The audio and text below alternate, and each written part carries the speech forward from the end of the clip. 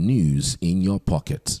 Wave of defections by sitting governors from the PDP to the APC has stirred a lot of concern among the people. Many see these moves as strategic alignments, while others see them as threats to Nigeria's democratic growth. And so we're going to be talking on the defections of sitting governors, implications of democratic growth of the nation. Joining us via Zoom this morning is Asim Adams. He's a legal practitioner and a public affairs analyst. You're welcome. Good morning. Good morning to you. How are you doing today? Good morning. Very well, thank you. Now, looking at these recent defections by sitting governors, the most recent being Governor Peter Mbah of Enugu State, what does that tell us about the current state of Nigeria's political system? What are your thoughts on these developments? Thank you very much. There is nothing new in defections. In fact, I describe political party defection as the lingua franca of the Nigerian politicians. Right from 1960, when Nigeria gained independence, you find out that Samuel Ladoke Akintola, who was working with Awolowo in the then Action Group, defected to join the MPC of Tafawa Balewa and the rest of them. We have seen many defections that are taking place. But coming to this new democracy from 1999 to date, Peter Obi, who is angling to become the president of Nigeria today, has defected from ABGA to PDP, from PDP to Labour Party, from Labour Party now it's in ADC. So you find out that it is not a new thing. It is the lingua franca of Nigerian politicians. Prominent politicians have defected from their own political party to another one. Is it Dino Melaye? Is it Bukola Saraki? Is it Rotimi Amechi? You know, there are so many of them that I can name. So it's not new to us. So I believe it's a norm. It is the usual now, not the unusual, in the Nigeria political landscape. So that is the situation. And it goes to tell you what Seneca, the philosopher said. That man serves no other interest other than his own. So in politics, what makes people or politicians stick is their permanent interest and not enemies or friends, but their permanent interest. So defection to me is not a new thing. It's something that is part of our political lexicon and political landscape in Nigeria. So that is my take on that, first of all. All right.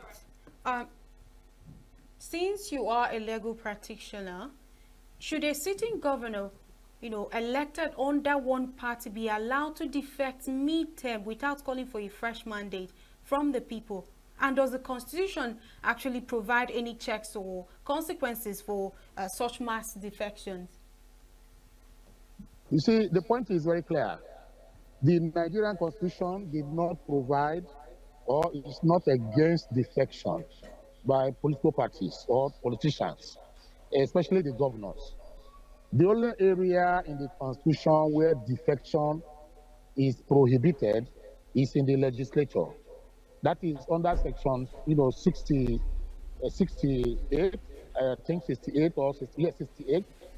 Then you now have section 109 of the 1999 Constitution that says that if any lawmaker should defect from the party that sponsored him to the National Assembly or the State House of Assembly, that particular lawmaker loses automatically his seat.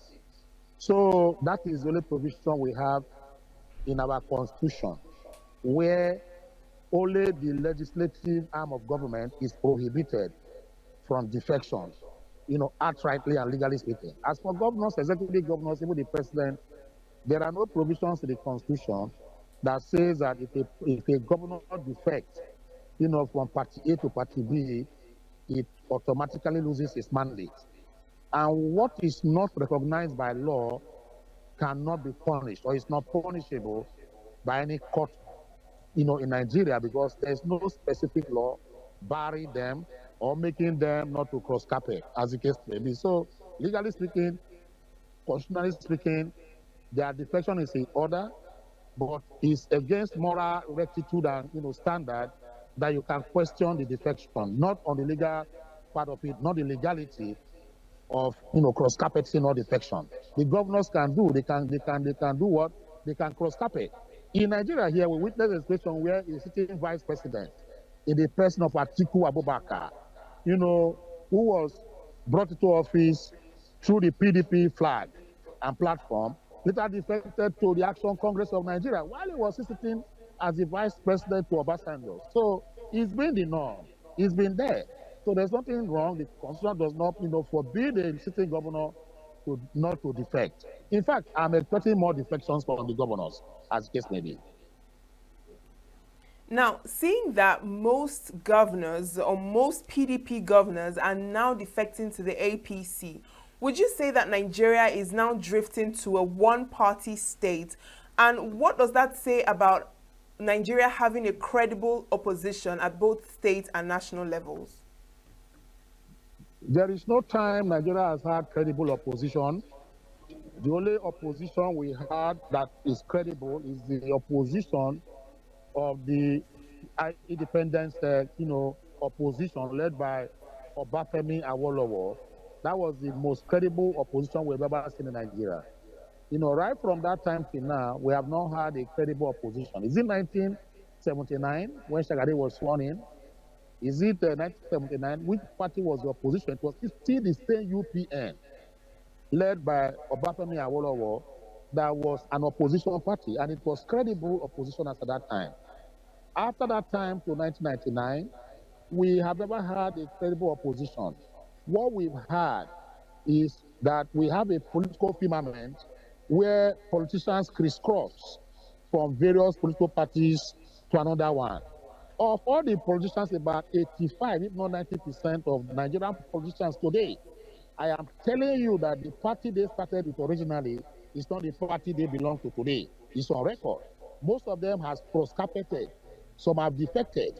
If you look at the presidents, some governors or aspirants, most of them have either cross-carpeted or they have joined multiple parties, as the case may be. Only very few of them have remained in the party that brought them to limelight. Very few of them that you can count with the fingertip of your hand. Now, coming whether it's going to be that Nigeria democracy is being threatened, no, it is not being threatened. Let me tell you, people forget quite so easily.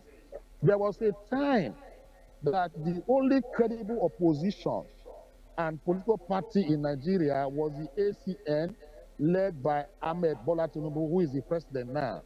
He was the governor of Lagos State at that time. I want to tell you that he was the only opposition party, governor at that time. PDP swept the whole of the Southeast. PDP had the whole of the South-South. All the governors in the PDP, the South-South and Southeast were all PDP governors.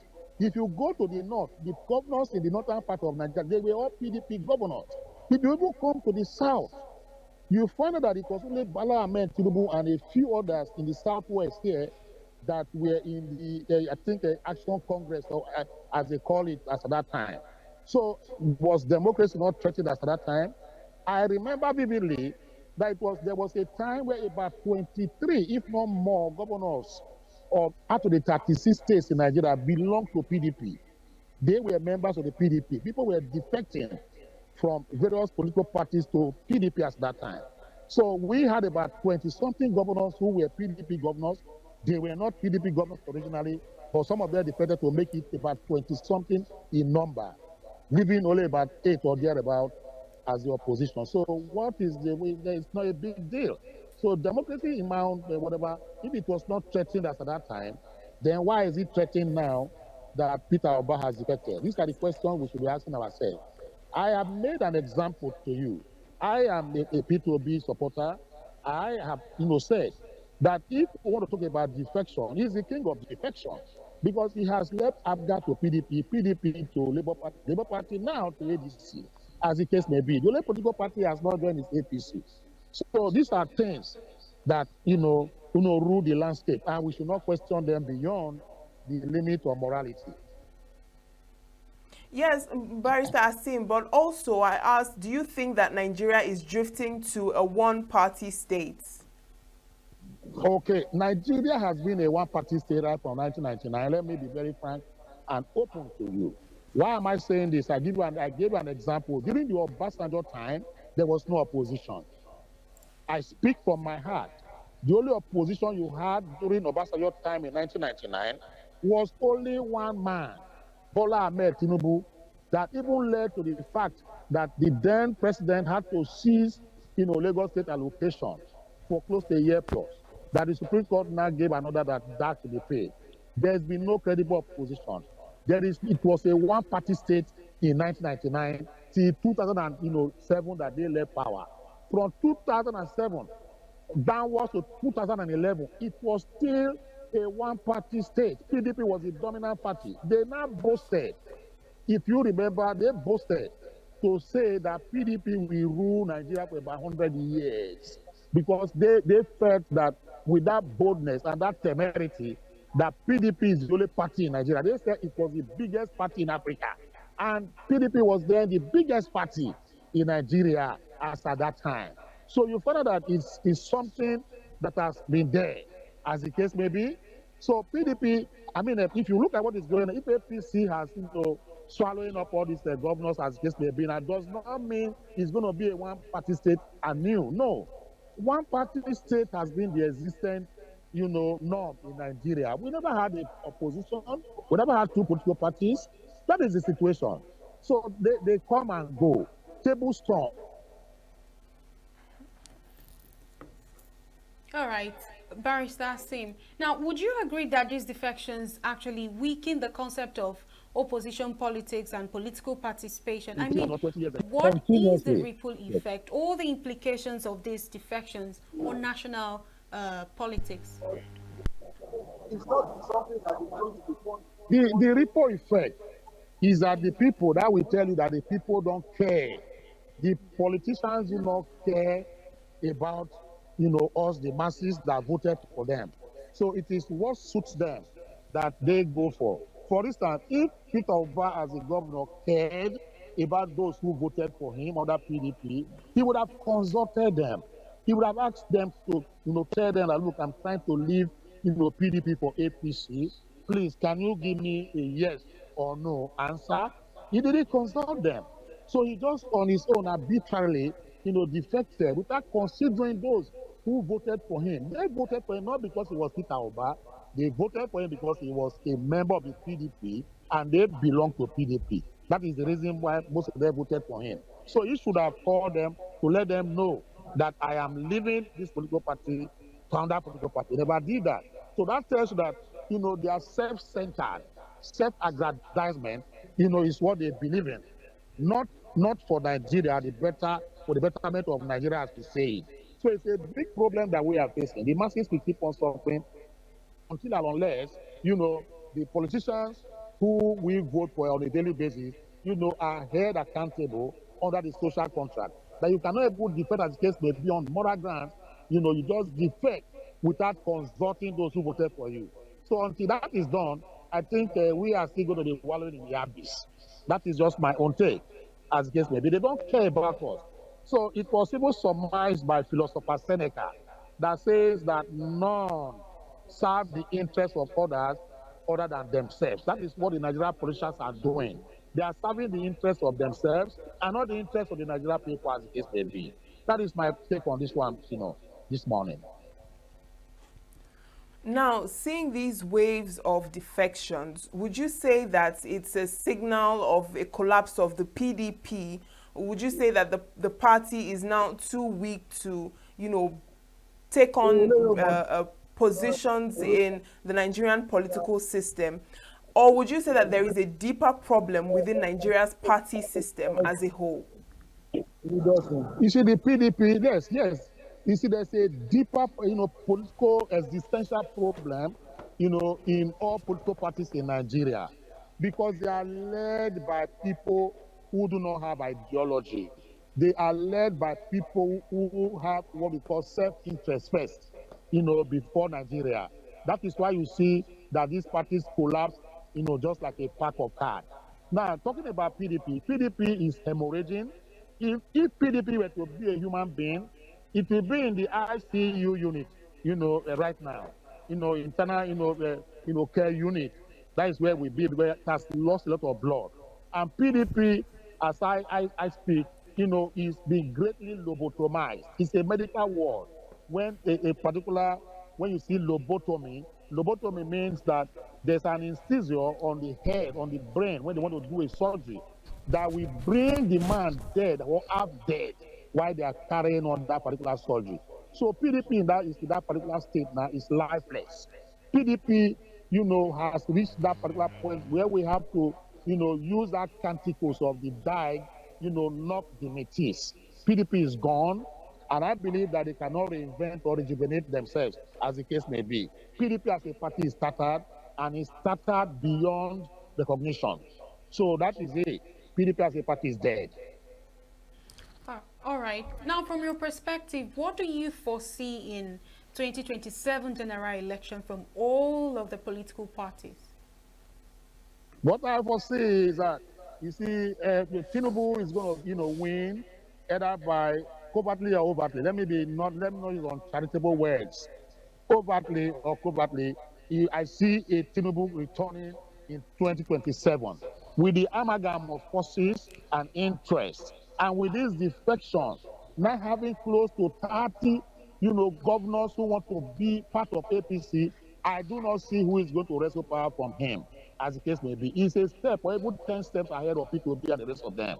So I see him that he knows, that he wants to play the election and he's going to win. Let me remind you that quite recently, the INEC chairman has just been, nominated. And who nominated the INEC chairman? Is it not the president that did that? So will the INEC chairman work against the interests of the man who put him there? He who pays the piper dictates the tune.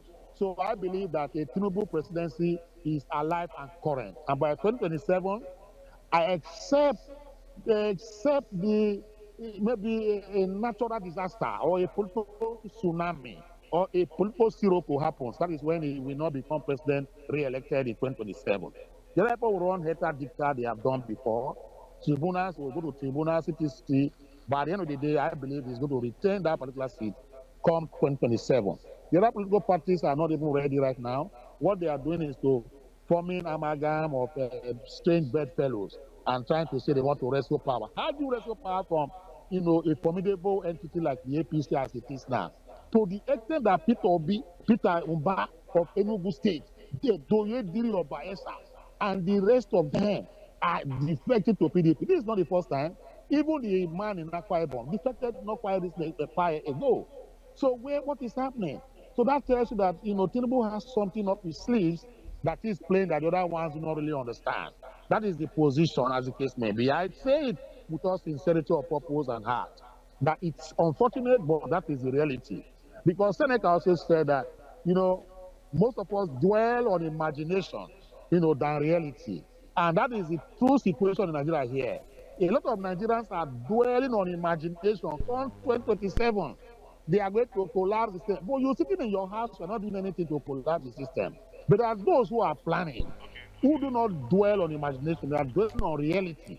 And the reality of the time is that a Tinubu presidency 2027 is going to be. I am not a Tinubu fan, I didn't vote for him, but he is the best prepared in terms of the Nigeria political, whatever the case may be, is best prepared. Not the rest of them who are still trying to run a bar forming coalition here and there. It's so sad. But there's nothing we can do about it until and unless we change our own fortunes in politics. All right. A very big thank you to you, Barrister Asim Adams. Thank you so much for joining us this morning. We'll have to end the show right here. Thank you. Thank you. God bless you. Have a great day. All right. You too. Now over to you, Uche. Yes, thank you so much for being a part of our conversations this morning. Make sure to keep watching as our morning show continues in a moment. I am Uchenna Chimdi Oluoha. And I am Lillian Wali. Have a great day.